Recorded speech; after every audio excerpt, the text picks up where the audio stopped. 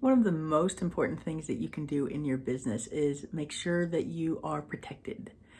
One of the easiest ways to do that is through contracts.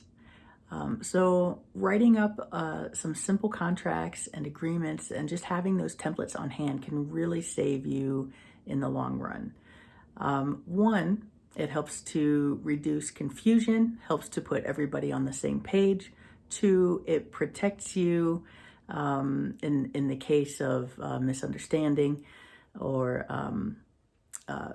maybe somebody has malicious intent. Who knows what the case may be? If you have it in writing, if there's an agreement in writing signed by both parties involved beforehand, or you have a notice that is clearly stated that the person that you're dealing with has viewed, this protects you legally.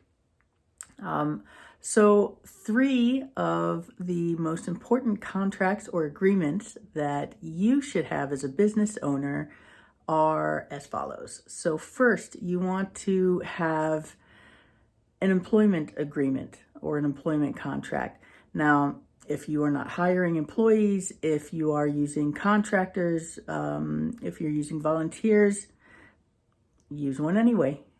So it doesn't have to be an employment agreement, but it can be a contractor agreement. You can find templates for all of these contracts and agreements online. Google Documents is just loaded with them, so you can use one of those. Read over any template, any free template that you find online, and modify it for your business.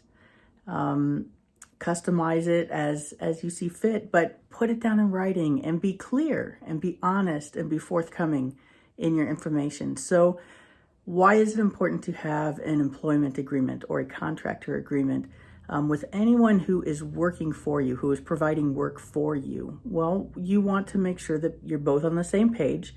You want to spell out very clearly the service that is expected from that employer or contractor or volunteer. And you want to spell out very clearly the compensation that is expected for that employer or employee, contractor or volunteer.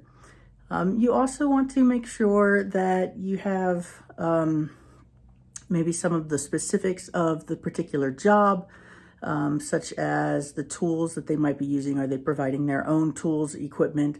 Are you providing tools and equipment?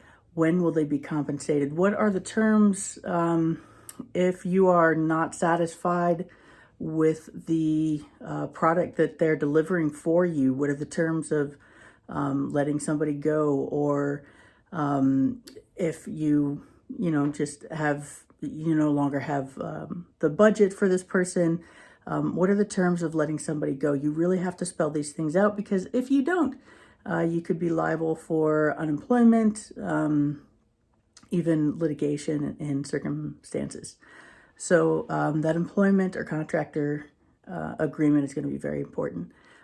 Second agreement that you should always have on hand is a vendor agreement. So if you have any kind of vendor partnerships or partnerships with other companies, business to business, have an agreement that spells out, again, exactly what is expected.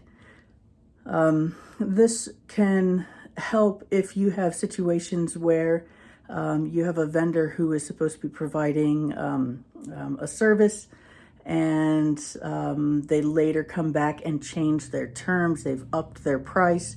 It's now taking longer to deliver on those services or goods that they're supposed to give you than expected. If you don't have this in writing beforehand, agreed on by both parties, then you have you have no standing to maybe demand a refund or to make sure that you're protected. The third agreement or contract that you want to have on hand is your customer contract. So this can be if you're just selling simple goods. Maybe you're selling party favors or something like this. Then your contract is not going to be a long document that has to be signed by your customer. They're just buying a good from you. However, your receipt, you might want to to include some of the, just a couple of simple things to make sure that everybody's on the same page. For instance, returns within 15 days or store credit only on returns, these kinds of things. It has to be written out. So make sure that you do that somewhere. If it's on the invoice or the receipt, that's fine. Now, if you are a service provider, if you're a contractor who maybe is doing construction or something like that, like a large project, you want to be really specific in your contract about exactly what you're providing, exactly what your compensation will be, what your timeline is, and what the terms for termination of this agreement or changes to that agreement might be.